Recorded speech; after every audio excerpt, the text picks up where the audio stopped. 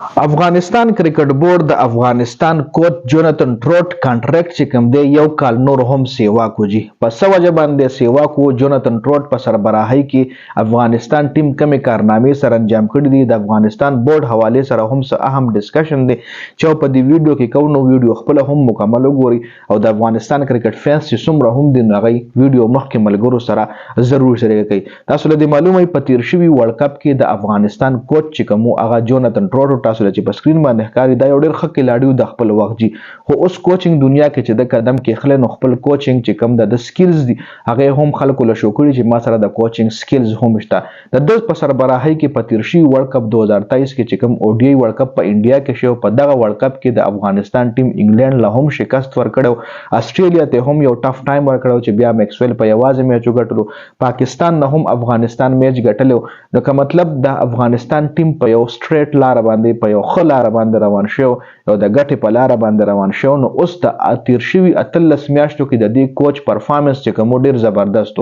نو اوس افغانستان کرکټ بورډ دا فیصله کړی دا د کوچ له یو کال کانټریکټ نور هم ورکو یو کال د پاره نور هم دی به د افغانستان کرکټ ټیم کوچ وي بل د افغانستان په بورډ باندې کوم خبرو کو افغانستان کرکټ بورډ ډیر خ بورډ بول زویم ځکه افغانستان کرکټ فینس چې کوم دي ایت ډیر خفه هم دي ځکه د کې وکیلاړیان په سفارش باندې ټیم ته راځي جیت کې وي په پرفارمنس باندې ټیم ته نه راځي د سفارش کیلاړیان پکې ډیر دي د افغانستان کرکټ فینس وایي د مخ په هم افغانیان مرګري دی غي د خلینو اکثر دا خبره مونږ بار بار اورو چې د افغانستان کرکټ بورډ کې سفارش ډیر چلی چې څومره هم زما دا ویډیو افغانیان مرګري ګورو تاسو په کمنټ کې مال وایي چې آیا د کې حقیقت شته کنه و دې ځکه چې د افغانستان کرکټ بورډ خبرو کوم نو د خپل کیلاړیان خوشاله ساتي بل طرف له چې کله کیلاړیان راټټ کیږي نو د خپل کیلاړیان راټټ کوي هم څنګه چې اوس تیر شوی د درې کیلاړیان چې کوم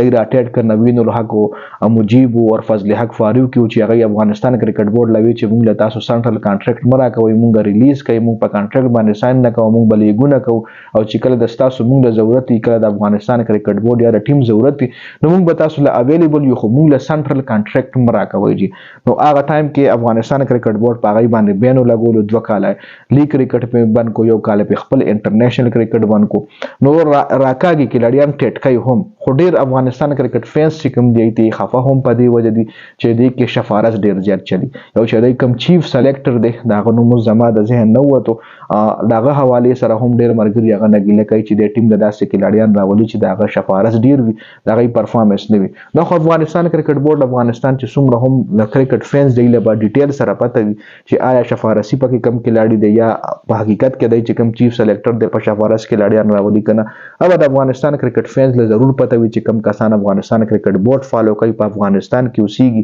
نو له ضرور د دې باره کې علم وي خو ویډیو زموږ ټاپک دا چې جوناتن ټروټ لا یو کال کانټریکټ نور هم سیوا شو د افغانستان کرکټ بورډ د طرف یو دا یو ډیر ښه سټیپ دی دا یو ډیر ښه کوچ دی جی د پکې په کوچینګ کې افغانستان نور هم ترقی کولای شي جی نو دا اپډیټس ډیر زیاته مننه والسلام